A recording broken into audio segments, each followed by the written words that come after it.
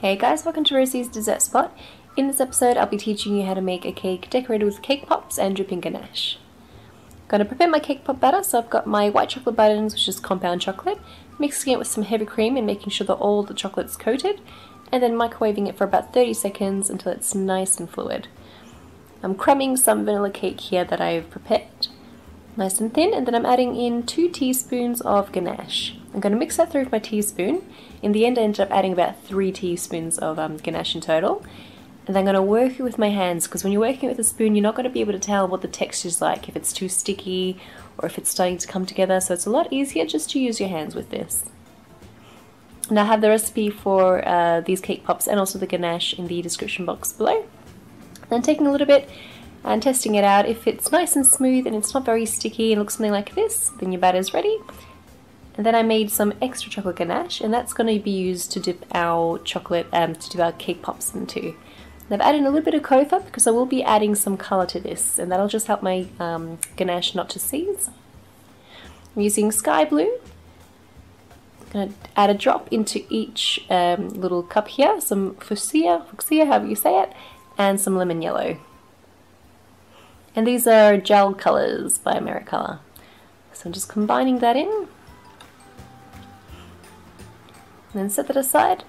In the meantime we'll prepare our cake pops. So I've got my cake pop sticks, dipping them into some regular white compound chocolate and setting those to dry.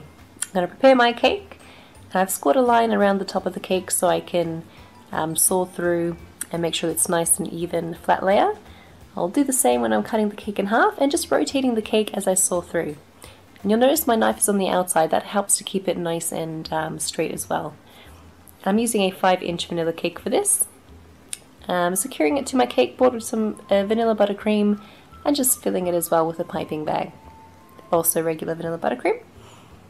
Make sure that you center your cake and then press it down. And do the same with the other layers as well. And then for the very top layer I'm using the bottom of the cake, and I've turned it upside down so my top of the cake is going to be nice and flat. And then I use a spatula just to remove all the excess buttercream that's popping out the sides, and I'll pop that into the freezer just until it's nice and set. And in the meantime I'm going to prepare my cake pops. So I'm dipping them into the coloured ganache, and I had to reheat this because it did dry up a little bit. And then tap off the excess while also rotating the cake pop for even coverage. Because we did add in the cocoa, at the moment it's a bit more fluid than usual, so you might need to take a while and take your time tapping off that excess. And do the same with all the colours. And I used about 4 or so of each colour. It's about 12 cake pops in total. Then set that to dry. And in the meantime we'll continue to prepare our cake. So that's out of the freezer now. I'm adding my crumb coat. So that's just some vanilla buttercream that I'm adding onto the top, smoothing it out nice and flat, and then just adding a really thin layer, or a really thin coating of buttercream onto the sides of my cake. And what that's going to do is going to capture all of the loose crumbs, and it'll stop that from entering our final layer of buttercream. So you can set that in the fridge for another 10 or so minutes, and then add in your final layer of buttercream. So I'm flattening it out at the top, adding heaps so that it can drape down the sides. And then I'm filling in the sides as well with extra buttercream. And I'm adding a pretty thick layer here because we're going to go in later on with our bench scraper and remove all the excess. Make sure that you get rid of all the air pockets as well, because that can bulge out later on and destroy the overall look of your cake. I'm taking my bench scraper and I'm slowly scraping away all the excess. I'm not taking off too much at once. I'm going around slowly and scraping off the excess that's on my bench scraper, so that's nice and clean when I go around again. Once you have it to a level of smoothness that you like, run your bench scraper under some really hot water. Well, first I'm going to clear off the top with my spatula, and then after I've done that I'm going to run my bench scraper under some really hot water and slowly make my way around the cake. And here you can tell the difference between a non-smooth and the smoothed buttercream. So I definitely wouldn't skip this step, especially if you're leaving your buttercream cake naked without adding any fondant on top or anything. I'll smooth off the top as well, just always putting my cake scraper under the hot water each time. And then I've coloured some ganache turquoise. Now I've just added it to the top and using a spatula I'm just pushing it out to the sides. And while it's still nice and fluid, I'm going in with a piping bag and just adding some extra droplets wherever I see will look nice. And because it's still really wet, it'll blend in and you won't be able to see that extra droplet was added. Then once the cake pops are nice and set, remove them from their stick just by breaking that chocolate that secures the cake pop stick to the cake pop, and arrange them on your cake however you like.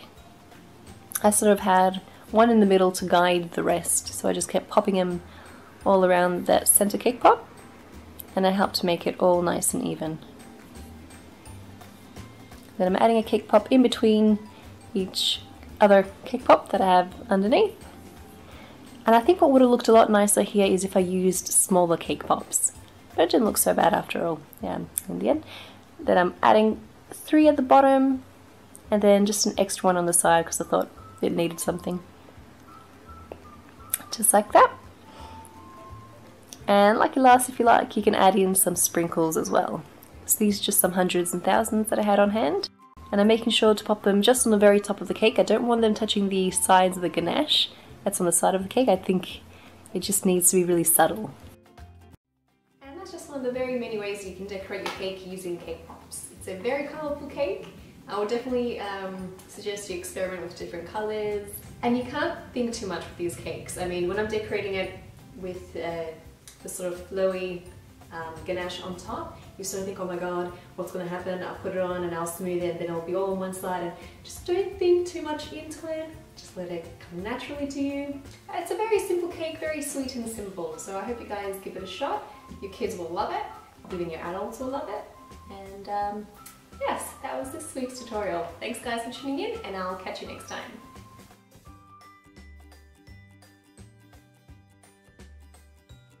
And now for the heart-wrenching moment where I cut open one of my babies. I'll start from the top. I'll make this slice nice and big.